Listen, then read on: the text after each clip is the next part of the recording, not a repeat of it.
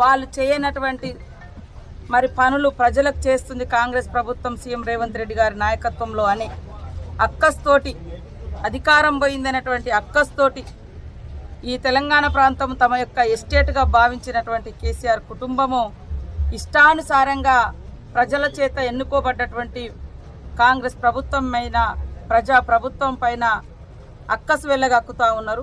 Full మెజార్టీతో పూర్తి స్థాయిలో 65 సంఖ్యతోటి అధికారంలోకి వస్తే పదే పదే పదే పదే కూలుస్తాం కూలుస్తాం ఎందుకయ్యా ఇంత అక్కసని మేము అడుగుతా ఉన్నాం.